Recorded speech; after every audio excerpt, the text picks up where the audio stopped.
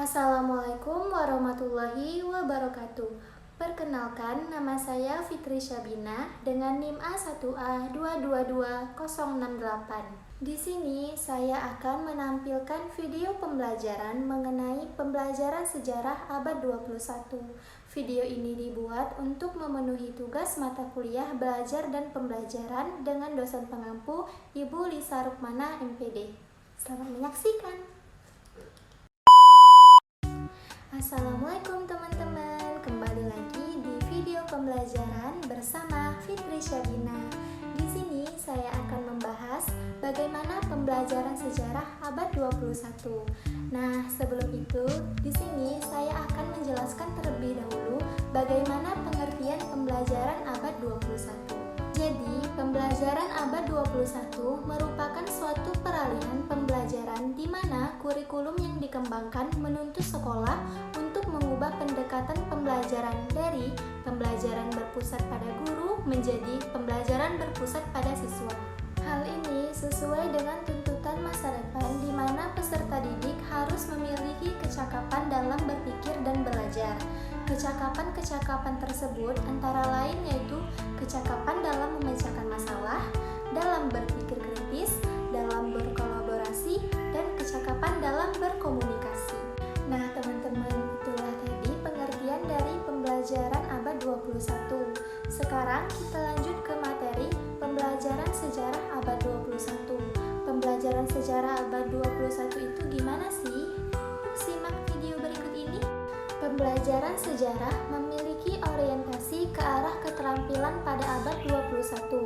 Mata pelajaran sejarah merupakan salah satu dari mata pelajaran lain yang memiliki peran penting serta strategis untuk mengembangkan keterampilan di abad 21. Nah, pembelajaran sejarah abad 21 ini memiliki beberapa ciri-ciri, yaitu yang pertama ada informasi. Pada abad 21, informasi bukanlah suatu yang sulit untuk dicari, sehingga pembelajaran harus diarahkan agar peserta didik dapat mencari tahu dari berbagai macam sumber. Yang kedua ada komputasi. Pembelajaran harus diarahkan agar peserta didik memiliki kemampuan merumuskan, mengidentifikasi, dan menganalisis suatu permasalahan, bukan hanya sekedar menyelesaikan masalah yang sudah diidentifikasi permasalahannya. Yang ketiga yaitu otomasi.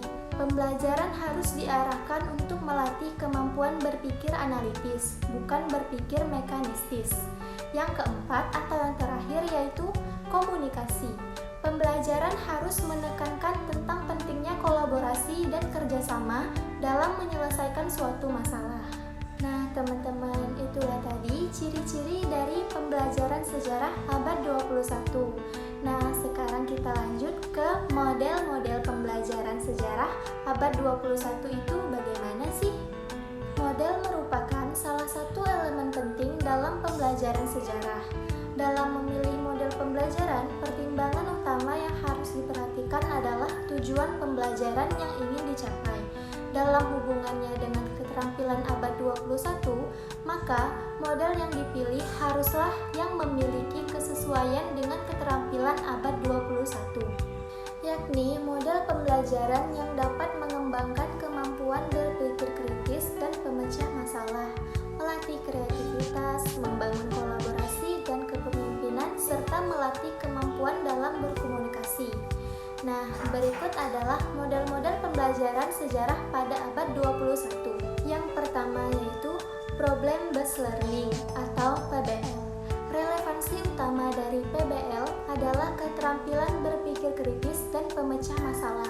Selain itu, PBL juga dapat secara aktif mengembangkan keterampilan berkomunikasi, kreativitas, serta kolaborasi. Selanjutnya yang kedua yaitu Project Based Learning. Model ini memiliki orientasi ke arah pemecah masalah, berpikir kritis, dan berpikir kreatif. Selain itu, model ini juga dapat membantu siswa dalam mengembangkan kemampuan kolaborasi dan komunikasi. Yang ketiga yaitu Inquiry Learning. Inquiry adalah model di mana siswa diminta untuk dapat mencari dan menemukan jawaban atas suatu persoalan melalui metode ilmiah. Model ini sangat membantu siswa dalam mengembangkan kemampuan kemampuan berpikir kritis dan pemecah masalah. Yang keempat yaitu discovery learning. Model ini merupakan model pembelajaran yang dikembangkan atas dasar pendekatan konstruktivisme. Model ini adalah model yang tepat untuk mengembangkan kemampuan menemukan gagasan, berpikir kritis, bertanya, serta keterampilan dalam memecahkan suatu masalah. Selain model pembelajaran, materi pembelajaran juga merupakan salah satu elemen penting dalam pendidikan sejarah. Secara teoritis, materi pembelajaran sejarah harus dapat menunjang tercapainya tujuan pendidikan sejarah, yakni terwujudnya peserta didik yang mampu mengambil keputusan dan melahirkan tindakan-tindakan yang rasional dalam menghadapi permasalahan yang ada di dalam masyarakat. Dalam hubungannya dengan keterampilan abad 21, materi pembelajaran sejarah harus dapat mengembangkan keterampilan berpikir kritis dan pemecah masalah, mengembangkan kreativitas, keterampilan berkomunikasi, dan kemampuan dalam berkolaborasi. Bentuk materi dalam pembelajaran sejarah abad 21 yaitu materi berbasis website yang bisa diakses secara online. Bentuknya antara lain seperti e-book, e-arsip, e-jurnal, atau dalam bentuk lain seperti media sosial, majalah, dan lain sebagainya yang memuat informasi tentang topik yang akan dipelajari. Sedangkan isi materi dari pembelajaran sejarah abad 21 ini yaitu materi berbasis permasalahan dan isu-isu sosial, terutama masalah sosial kontemporer. Dalam konteks sejarah, materi dapat berupa peristiwa sejarah yang kontroversial. Adapun materi berbasis nilai atau materi yang kaya akan muatan nilai, yaitu dalam sejarah, materi berbasis nilai dapat bersumber dari pemikiran para teladan tokoh, kearifan lokal, dan peristiwa sejarah serta sebagainya. Baiklah teman-teman, itulah penjelasan materi mengenai pembelajaran sejarah abad 21. Apabila ada kekurangan serta kesalahan, saya mohon